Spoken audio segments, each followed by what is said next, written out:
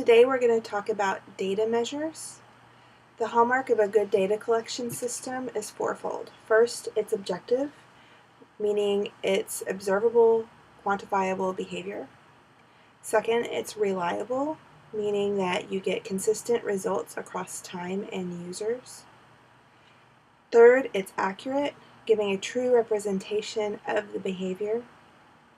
And finally, sensitive, meaning that it reveals changes in the behavior of interest.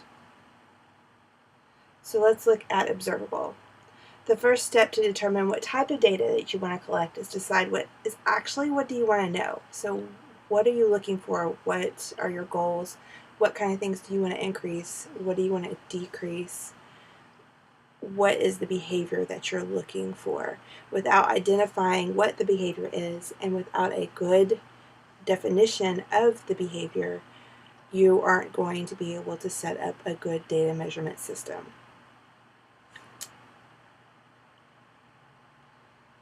The next part that we're going to talk about is reliability. This is a pretty big area to talk about. You need to talk about who is going to take the data.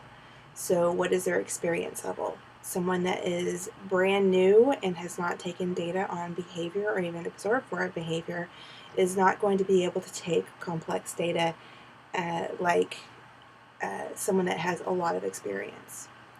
You have to take into consideration what kind of demands the learner puts on staff and what is the environment. So how much time is the staff going to be able to put into taking the data?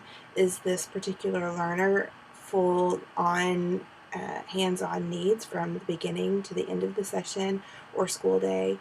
Or are there downtimes where they can take the data? What kind of environment is the learner in? Sometimes at schools, they're pretty demanding. If you're going on outings, can you take data sheets with you out on the outings? How easy is the data to remember? Although we never really want to have a situation where you're trying to recall what happened in the past. We like to write it down immediately, but we all know in the real world that does not always happen. Other situations to consider is what are the demands on the staff as far as other learners in the environment. In a school setting, they may also be required to tend to others. So how much data are they having to collect overall amongst everyone? How easy are the data sheets to record the data? How much training and oversight is available? So how much training is that individual going to get on being able to take data and support for doing so? Accuracy. Will the data collected be accurate? Really important to consider, will it offer a clear picture of what is actually occurring? And here in a minute I will show you an example of different ways to look at data and how that offers a different picture as far as what is really going on. What type of measurement will be meaningful? Are we looking for discrete behaviors? These are examples such as hitting, something that has a definite start and end, but it is so quick that there is not really a good duration measure for. Episodes of behavior, these are like tantrums, or how long did they speak. So something that has pretty clear start and end, but a clear duration in between. And then finally, intensity. How intense is the behavior? And then finally, we'll talk about sensitivity. Will changes in the actual behavior be represented in the data? For example, no changes or even increases in frequency, but decreases in intensity and duration. So the first example we're going to look at is from a learner that I had at a school, and I came in to work with him starting around February. And this first graph shows us the episodes per day, and I didn't distinguish between what behaviors occurred in an episode. I just purely took total episodes per day. So looking at the data through about March, you can see that it is fairly consistent. There's some variability, but generally he has 1 to 2 episodes per day. Then I looked at the duration, and in duration, again, we have some variability leading up until about spring break, which is about middle. So I wanted to look at by hour, and I broke it down into each hour, and you can see the spring episodes in the orange and the spring minutes in the green.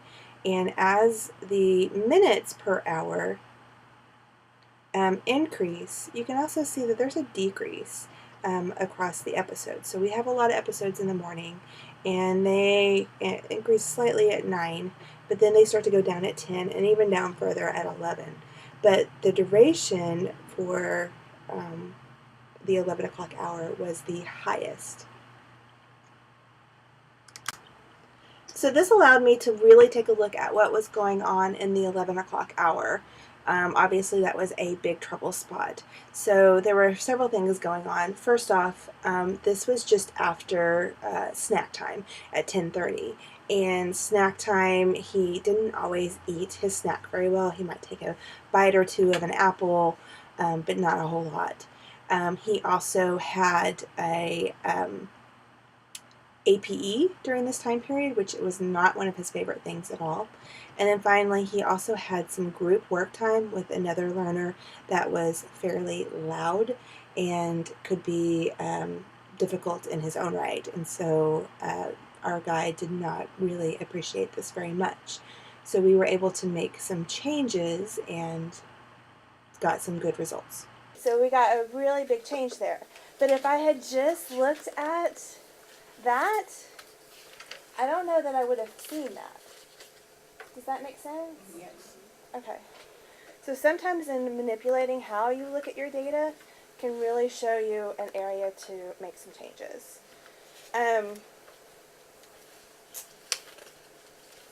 May I just mention one thing? Mm-hmm. Most of them have learned to do the scatter plot, Mm-hmm. so they have data in terms of intervals, and they can see a particular time off of that scatter plot. So if we start with the scatter plot sometimes, that would help with it. Yeah, because you're familiar with the scatter plot, you know, from Unit 5, when you look at participation. So I really encourage you to look at it that way. Then you can look at, when do I really need to look at what intervals of the day. Is that okay? Mm-hmm. Okay. And that's not much. That may not help you very much in a case like a home case, because it all kind of looks about the same and it's a shorter period. But in this particular case, it was very helpful in being able to look at that. I'm only going to spend just a second on this because it's not very used very often, but it's a cumulative record. Okay, so this is a cumulative record. So this is by minute, and it adds from the previous day by minute over and over and over again. The only thing that's really kind of cool about this is you can see the 11 o'clock hour after the spring break are changed. Until the very end of school, we didn't have any more problems at all in the 11 o'clock hour. So all of our problems came, I think that's about one day's worth in that 11 o'clock hour. So it's quite a successful change just within that.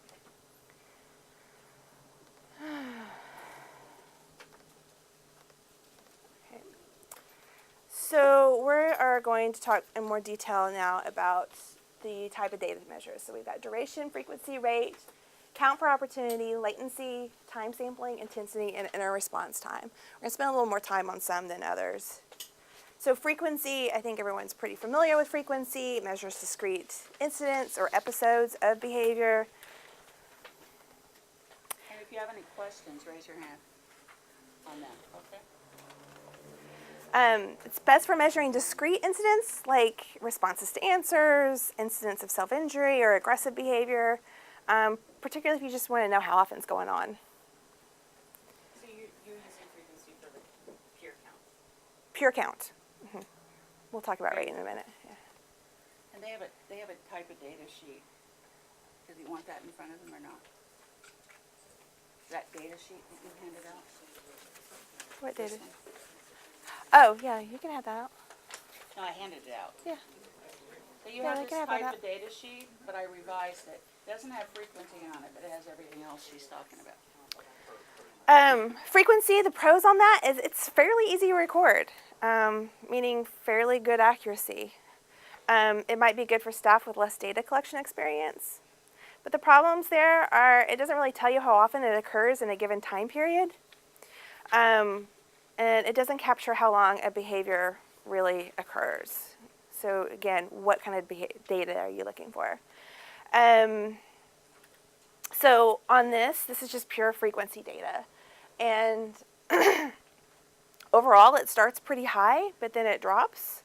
And then we'll talk about some factors that went into this drop here in a second. And this is made up data. It's not anyone's data. Duration measures the length of time that a behavior occurs. Seconds, minutes, hours, days, weeks, year. I mean, it's any amount of time in particular. How long a crying episode lasts, how long someone talks, how long someone will walk. It's really good in capturing how much time is spent engaging in that behavior. Time on task versus off task is a good example, like in our classrooms. It may also offer a better picture of how problematic a behavior is. So we've all seen, 5 tantrums in a day. Well, if they're only 1 minute each, that's not so bad. But 5 tantrums a day that are an hour each, you're talking about some pretty big problems there because that's pretty much all they're doing is tantruming. Some limits, it really doesn't tell you anything about the intensity or frequency. Remember at the beginning we kind of said that the intensity sometimes of our special or tantrum type episodes really will go down. And it's not very good for measuring behaviors that occur in a very short time, so a discrete incident of hitting, speaking single words or short phrases. And it does require a very clear definition of when things start and when things end. Okay, that can be one of your big problems if you're working with your staff on tantrum. When does that tantrum really end? Does it end when they start being compliant again, or does it end when they just stop screaming? Melissa? Uh-huh. And you probably talked about this, but what I've found in terms of frequency, going back to frequency as well, if you do have staff where it's just easier to say, mark, or parents even, it's like you're saying, hey, make a tally every time this happens. Right. Whatever, right? Just kind of To like start. Just to start. Mm-hmm. And I think what has helped if we have very specific behavioral, if it's defined, the operational definition is defined fairly specifically, then they can tally more accurately, Mm-hmm. maybe. Right. So looking at that in terms of us defining exactly what we're looking at in terms of the behavior, so they can tally more appropriately. Yeah, absolutely. And, And then you get some reliability across observers too. Yeah. And may I add to that, if we use the scatter plot, and this was based on, I can't think of his name at the moment, his first name's David, and I can't think of it. But he used 1 to 4 as, he would do a slash, in the interval that would indicate anywhere from 1 to 4. It's not very specific, but it's that initial data with new people. And anything greater than 5, the whole block is blocked out. Mm-hmm. So that there's a differentiation. And he would say, you can do it for 15-minute intervals. Do you see what I'm saying? On that scatter plot, you could do it 5-minute intervals.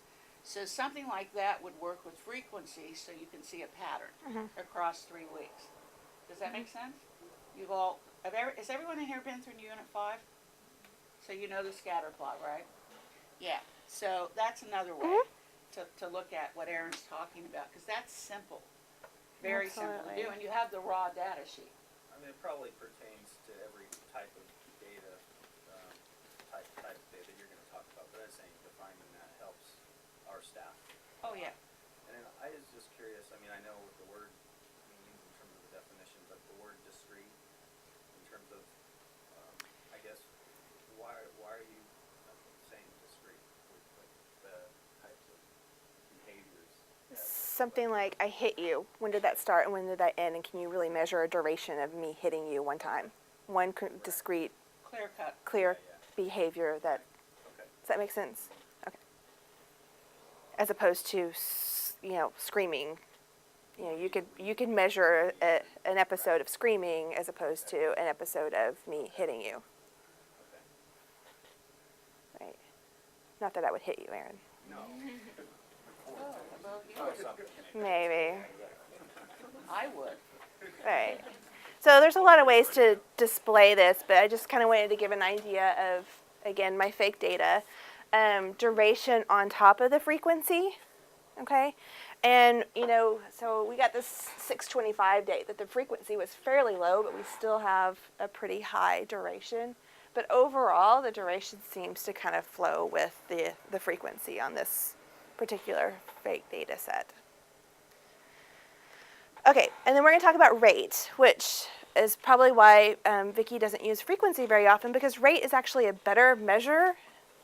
And it's similar to frequency, but it records how many times a behavior occurs given a set time period. Okay, whether that's per minute, per hour, per day, per week, whatever. And again, it's got all those good uses as the same as frequency, but you just have to measure the amount of time that it occurs and that you're measuring the data from. Okay. And may I mention one thing? Mhm. You don't have to do the conversion. It's always on the graph, the acceleration chart, which will be available to you, and it converts to per minute. So even if it's 2 hours or 1 hour or 2 hours in any given day, it'll still convert to minute. Got it?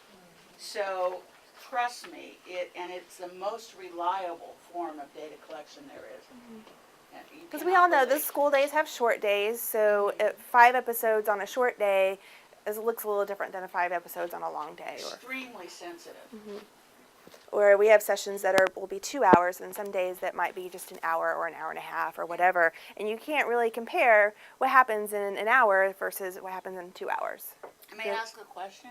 Can you not, like if you're looking at skills that you're developing in a particular repertoire, you can actually just do a timing, a 1 minute timing or a 30-second timing.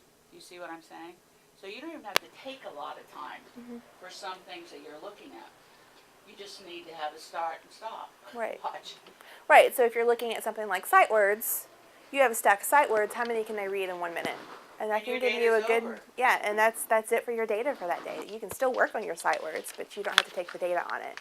You just get a clear indication of where they are on that day, and then the next day you work on it again. So you can measure fluency in that sense.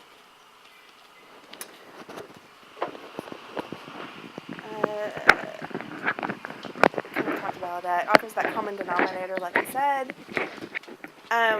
Same cons as frequency. It doesn't really measure the duration of incidents or episodes of behavior, but again, you have to know what behavior it is that you're looking for. And it also does not give information on how often the occasion for the behavior was set up. So it might underestimate sometimes. So it occurs 10 times an hour. That's great, except for you gave them 25 times to opportunities to man for that puzzle piece. And they only asked for it 10 times. Okay. All right, so more graphs. So remember our nice frequency graph, right? It looks like things got better. But when I look at rate, things might have gotten slightly better. But can you say things got better looking at that? Too much variability. Right, and it really didn't. So this is rate per minute based on that previous graph. And so when you look at the duration of your session, which is this line, you notice you cut your sessions down. You're like, things are awful. So now you just have shorter, awful sessions. Will you repeat this? Repeat what you just said about that. I wanted to really hear this sensitivity piece. Things were awful. Now things are awful in a shorter period of time. When you say you cut your session, you're not running them as long. Right. Do you hear that? Yeah. So you had 2-hour sessions up there. And now down here you're having 30-minute sessions or an hour session. And things are still just as bad as they were in the longer sessions. So you didn't actually have anything improve. I was just saying, it looks like you have an increase, but I'm just looking at the actually, you could say it probably got worse. Yeah. Mhm. Yeah. Yeah. That's Trippy, from huh? the very beginning, yeah. Yeah. This is very well done, Melissa, by the way. Oh, thank you. Very informative, isn't it? It is. All right, and we're going a little faster than I thought too, so that's good. Well, they kind of know it already. Yeah, that helps. Okay, count per opportunity, and this is really where we're wanting to get out of looking at percentages. We want to actually look at how many they did versus how many opportunities they had to do whatever it was. And it's count per opportunity per time. Right. So it's time period. So if you work for 2 hours with a child, how many opportunities did you provide for landing?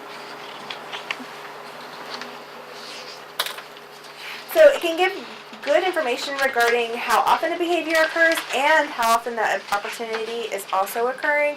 So, you know, you have a staff that says, oh, well, she never asks to go to the bathroom, or never asks for the puzzle piece. Well, how often are they given the opportunity to ask for it? Are you withholding a puzzle piece? Are you hiding it, you know, from them, so that they do have to ask for it? If that's really what you're working on, is them asking for things. How many opportunities did they have? Did they just get to run around and play whatever they wanted to do, free play, without creating any kind of opportunity for that? And so if they're not manning in a session, one of the first things you need to look at is how many opportunities are they actually having to man during that session. And may I add one thing? In our standards, sorry, Melissa. In our standards, it says that we will provide multiple opportunities per day for children to be successful. Okay? So this is why, this is kind of an extension of rate. I'm kind of taking advantage of it, but it's displayed differently on the graph. Okay? Because you're looking at, during my 2-hour session, this is how many opportunities I provided.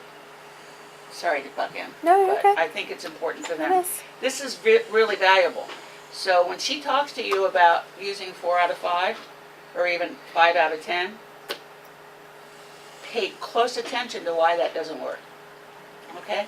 I think it's important to know how many, as it's saying, one of the pros is knowing how many opportunities were given, so we know how many times they're either following those directions, so to speak, or Right. taking the advantage of the opportunities that are presented to them.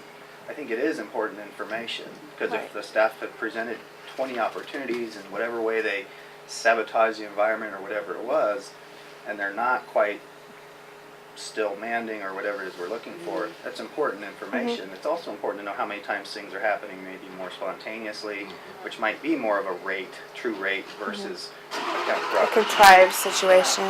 You know, Yeah. so I'm just saying, I think it's important, but I think the point might be that that's kind of all the type of data a lot of staff are taking, and the point is to know what is it we're trying to understand, so we know which type of data to collect, right? I mean, I'm just saying, like, that's And sort you're of the right point about of that. And this. she's really going to go over that.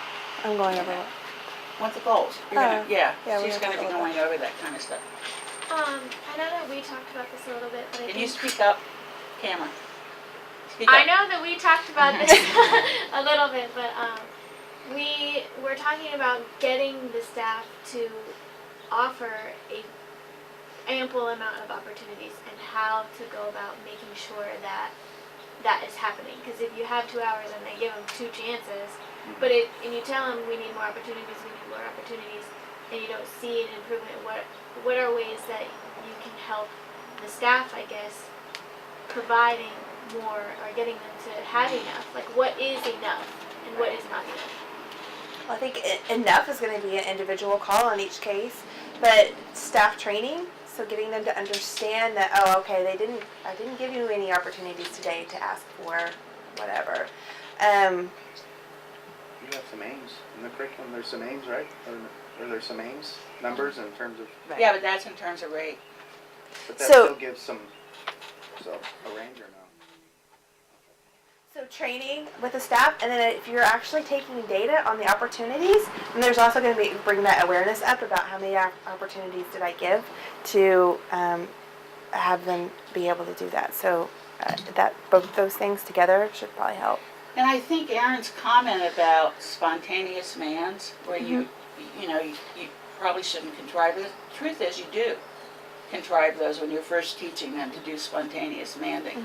Like Melissa said, you're hiding something, you're not making something available, you've assigned them a task and they can't do it because they don't have the parts. So there is contrivement going on there. Contrivement? That's a new word. Do you see what I'm saying? Yeah. So, and that's actual formats, that have been written for you. So what you're saying is a CPO, count per opportunity, you're not of time, you're not setting an exact number that we're targeting.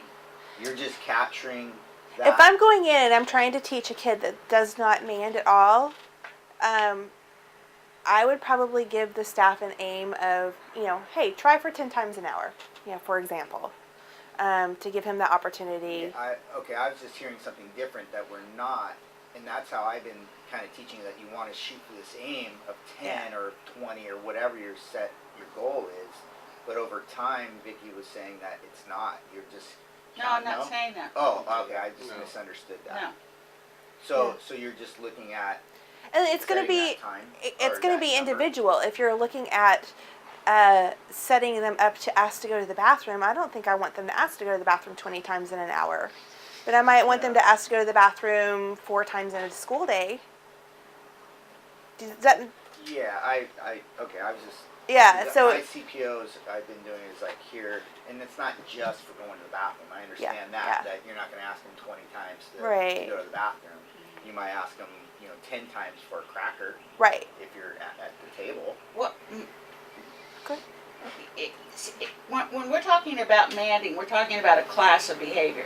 So it doesn't have to be about particular types of mands. In other words, how many times did he man that day, given the opportunities? Do you see what I'm saying? It's the form of the man. Now, that doesn't mean in your item analysis, where you list the items, you have targets of the kinds of mands you want. But your raw data is going to represent across those mands how many did he do, and those items. It could be bathroom, it could be cracker, it could be whatever. And it's not just for manding. So if you actually are working a toilet training program, you might say he, went in the toilet. He actually eliminated 4 out of the 6 times I took him to the toilet. But it's total time for a day Right. or hour or whatever interval you set. No, it helps. Does that help? Okay. So it's not just about manding or other. And there are kinds of examples things. on your sheet that we passed out. Yeah. Kara had. And I know that when I've worked on this with some staff, it's also been helpful to find out what does that opportunity look like? Because Yeah. sometimes what a staff member or a parent or whoever sees as an opportunity is not an opportunity for that child because there's not proper motivation. Or they didn't recognize the Very SDs and they good. didn't realize it was an opportunity. Oh, it's appropriate for me to ask right now. I don't know it's Right. appropriate, or I don't care. Right. And you need that. You need them to know that they can ask at that point and be properly motivated Right. to Or, demand like- or to do whatever. Or even to expand on that, it's good, Tara. Another, like, I'm working with a kiddo that sometimes when kids just come into his space, is when he can be in a perfectly fine mood. There can be no demands. I mean, there's no other antecedent except for that other child came into his space. And he'll pinch, he'll bite, he'll do whatever. So teaching the staff to recognize, oh, that other child even just coming into the space is an opportunity. And even though, the kid went away, unscathed, that you still need to record that opportunity. And also, Right, because that's a reinforcement. success. If Hey, they don't good pinch job! them, and know? there was more antecedents, and they resisted that. Yeah, Yeah. you're right. We often lose that measure of That's a very important one. non-behavior. Right. Yeah. Yeah. You are good. Sometimes. Another thing that helped too was I'm very explicit. Speak up. You usually have a loud voice. I know. Yeah. You've been getting me to keep it down around here. So, but being explicit about how many minimum opportunities, literally next to the goal, I have number slash, you need to at least give him 10 opportunities or it's wasted. So you need to get this done. So every one of my goals, even for Tyler, was like 14 goals. You need to at least do this once a day, or Yeah. sometimes we'll break it up into certain days. You do these once these days, this Right. once a day. But just being explicit so they know what they need to aim for Right. as well. And again, that goes back to your staff training and you know how experienced are the staff, or how capable are the staff. I'm still debating with myself. The number of opportunities, let's say, we work with the child for 2 hours, our staff do. So if we're looking at manding, I'll just use that as an example, I would never not want them to do less than 20 in a 2-hour block. Because the data's gonna look yucko over time if you don't, And so you don't. Honestly, there's infinite number of opportunities for manding. No, but I'm saying you don't ever want to go under Yeah. a certain number, but I can't decide what that number is because there's no, count per opportunity is not often used, but it should be. So I don't have any data to support what the minimum number of opportunities are. So those are the kinds of things we're going to have to look at. Well, and I think it's going to vary too, because you might have perseverative behaviors that you're actually trying to reduce when it comes to manding, where you don't want to see the child manding, Well, say, But, 20 times. but I'm in a referring session. to when he doesn't man yet. When we are trying to. Yeah, so, but that's a good point, but the point is because eventually you have to teach them to wait. Right. Yeah, so, because you can get excessive manning, but not initially. And that's So- why sometimes we need to have 2 separate data collection sheets even, depending on the student. And this kind of goes back to what Erin was saying about that spontaneous versus that contrived. Because we want to at some point see if all of those contrived opportunities have resulted in the child eventually spontaneously manding, when we're not being so careful to capture and contrive, when Right. we are in a more natural environment where we've already been through those teaching opportunities and we're checking through Yeah. that more independent, spontaneous manding. And that's where that operational definition, like Erin said, is really, really important. Right. And Make Brianne sure and I staff are, understands exactly what we're looking at. Brianne and I are working with a learner that we're working on getting him to man more often, but we're also working on increasing non-directed play. So during a non-directed play, we don't want to see the manding going on because he's supposed to be occupying himself with whatever it is that's going on as well. So I mean, there's going to be different conditions that, for this 15-minute period, hopefully we don't have a whole lot of manding, but maybe after that, we do, and we're working on that again too. So However, there's some students, even doing non-directed, mm-hmm. should be manding. Do you see what I'm saying? So you have to be careful. Depends upon which student you're working on and how early they are in the curriculum. Yes. And that's so- why this is 3 years of material and not 3 hours of material. Okay. Cons. It's more complicated. We've kind of actually just really covered most of these cons. Data is collected on both the behavior, the interests, and the opportunities, and sometimes can give false higher data because not opportunities are responding are recorded, just like we've just pretty much been saying. This is a count per opportunity graph. Okay, so the little orange squares are the opportunities that were given. And it's a reverse in our system. What's reverse? We have zeros for opportunity. No, it's all right. It's okay. Pardon? Circles, yeah, circles for, thank you, Erin, Well, I was- for opportunity, right. yeah. That's all. Symbols, yeah. It's just different symbols, I'm sorry. Okay. And In it was this right. one, it's squares. In other ones, it might be circles. And the diamonds are the actual count, okay? So when you're looking at this, you actually don't want, it really should be like where it's just the square, it really should be just the diamond, because that's your 100%, okay? You got every single one during that one. So the longer the line, the less accurate, or the less opportunities were met. Does that make sense? Okay. And again, this was just made up data.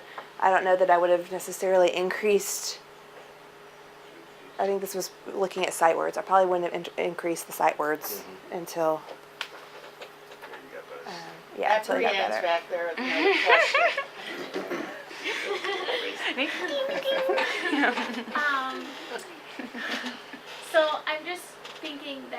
like count per opportunity is basically more used for like skill acquisition. Is that correct or no? Probably in general, but like I mentioned before, the student that pinches and bites, anytime any other child comes into his space, there would be opportunity for him to do that. And so we're looking at increasing. Right. So once again, you're contriving too. You're setting the kid up It's for still a kind of an hitch. act with skills acquisition. It's Right. Yeah. tolerating But that's true. proximity of a Right. hit, Mhm. of Right. a peer. But in this case, it's the target. The actual target is reducing Right. that. Yeah. Right, and like on a SARC case, like, let's say the behaviors are looking, better that we wanted to reduce, so the parent starts doing lots more activities with a kid, and all of a sudden the kid's going this place and that place and that place, and maybe, the count stays the same of how many unwanted behaviors they have, but they were at Disneyland and they were at this place and there were so many more antecedents, and if you were doing a count per opportunity of those things we know are Of known community. antecedents, it Yeah, I would look really like that. good. That's a really good idea. And And that it would be may a good not thing be to the show best SARC. measure.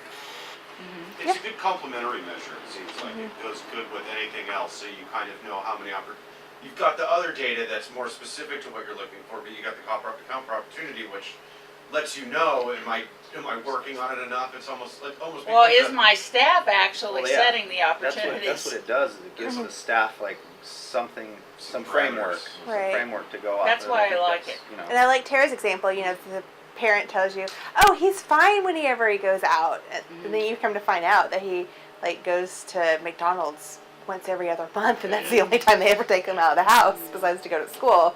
Then that's a problem, So they can't take him anywhere. And then Vicki wanted me to show you guys why we don't want to do percentage, and so this is that in percentage, basically. And so you lose a lot of information when you look at percentage. Especially if there's low numbers. Right. And so it just does not tell you a whole lot. Yeah, it does look like it's getting better, but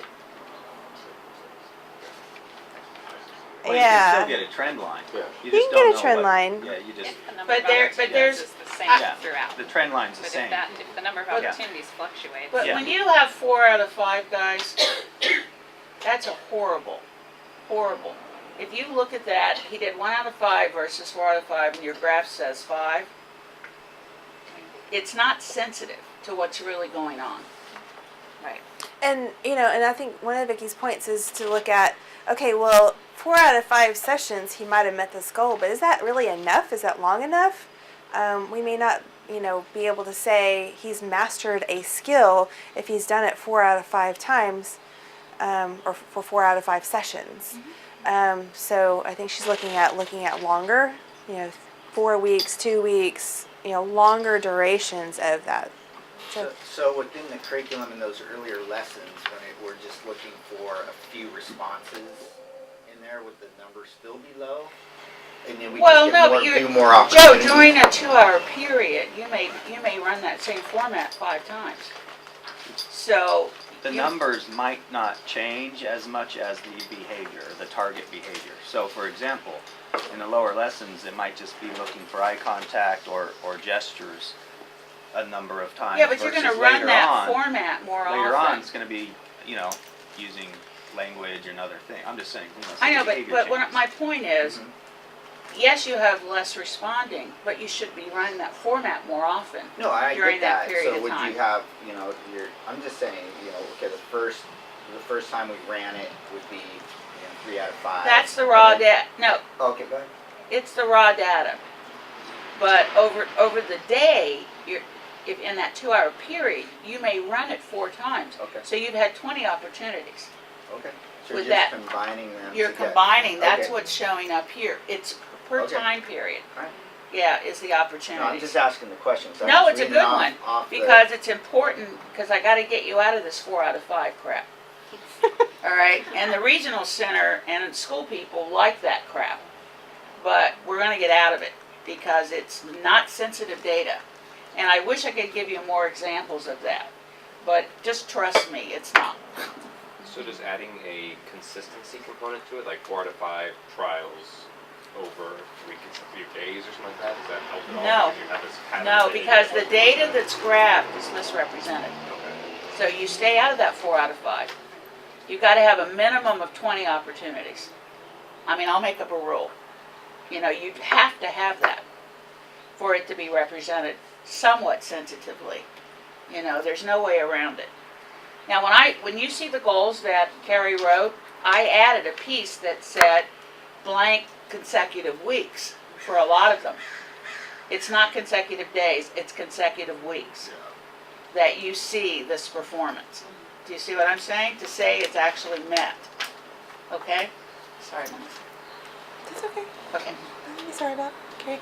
The school districts and regional centers, like you said, they really like that out of 10 opportunities, and they try to use that standard for Oh, everything. yeah. At least that's been my experience. And what they don't understand, and that you've done a really nice job helping us understand, is that number should fluctuate. That number should never just be 10. It might be, like Brianne was saying, when a learner's first acquiring the skill, perhaps we do present that 10 times, depending on what the skill is.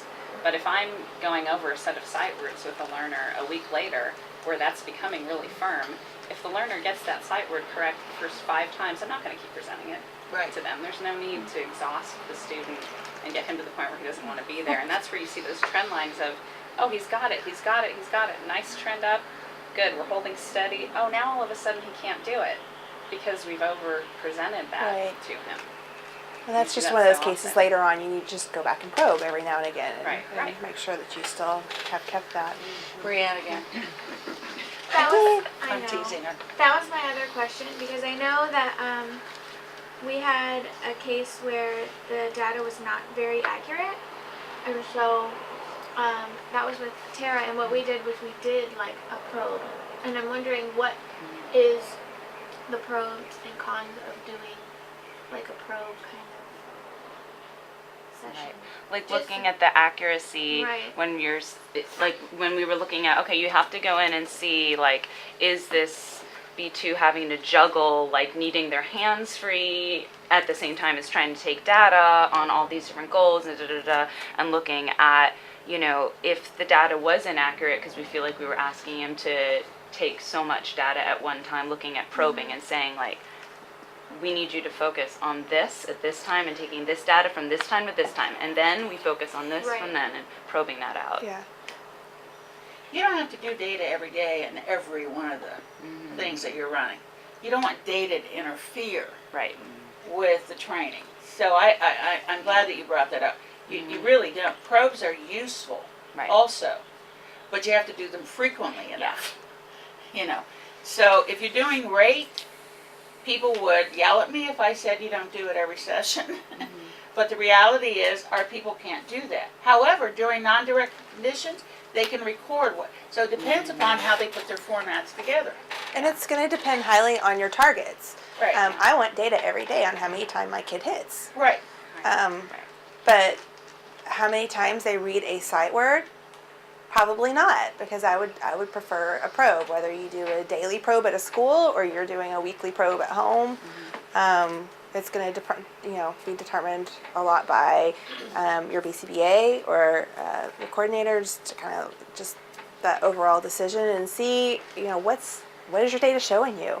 If it seems pretty stable, then you can make your assumptions from there. But if it's not, then you might need to look at it a little bit Can you differently. talk about stable? Just in case that's a word people aren't familiar with. Stable data. Yeah. Kind of like what I was hinting at before, just a little bit on like your goals. So if we're, saying a student has mastered something within like 3 days, so we have 3 days of no hitting. I'm not saying that they have mastered that. They're calming responses instead of hitting. Especially some of those more extreme target behaviors, I want to see it for a much longer period. Weeks, if not months. And particularly dangerous behaviors like eloping, I sometimes even want to see that they haven't done it for a year before I pull something from my program from something really dangerous. So you got to look at your time period over that. Just because a student on one day can read all 10 of your sight words, I wouldn't say all 10 of those are necessarily mastered. I would want to see that over time. And again, And probe you back want on that. fluency And fluency. with that kind of work, which is a whole nother subject. And generalization, did you change the font? Did you change the color? Right. Did you change the way the materials are presented? Or have they just Right. memorized this card presented by this person in this chair says cat? Yes, absolutely. Would you also talk about trend in relation to stable? The trend in the data. Okay. Yeah, thank you. Do you want me to talk about it? So, if you add a trend line to your data, what do you want to say about that? All right, well, I'm you just don't trying to want, think of, you don't like- want something, A concise way to talk about that. yeah, What it's you're hard to thinking talk of. about, but you don't want something, like if you're doing baseline data, you know, for instance, and the child, and you don't have a stable baseline, do you see what I'm saying? And you have a downward trend, or you have an upward trend, you don't know for sure, you know, you need to take more data, you know, on something like that. The trend So, could really, it's not stable. This over, that would not be a good trend. That would not be stable to me. Okay? But if you just had this, Right. and that was it, maybe a few more data points than that, then I would say that was a more stable situation. And also you have to be looking and seeing if you're measuring under the same conditions all the time when you have data that looks unstable. Exactly. Because Yes. if you're like, oh my god, every third day it changes so much. Every third day is Wednesday and that's the short day, and you were just taking a pure count. Or that's the day that they have dance class. Or Right. and actually your data is very stable, but you have to look at the fact that that's dance class or your short day or whatever. Right. And that's why, I showed you guys a couple different examples of how you look at your data differently can really show you different problems or strengths even. Go Can I ahead. add one more thing to that? The insurance companies are demanding baseline data. And that doesn't mean you have to go back and figure out when you started the programming. Where he is currently is your baseline data also. Do you see what I'm saying? Where he is currently is your baseline data. All right? So realize that. Don't freak out when somebody says, I don't remember what he was behaving like. I don't have that information. Got it? Okay, it just happens that you may have to explain where you are with that child, how far along they are in the curriculum. All right? Thanks. Well, and having accurate baseline information, data Okay.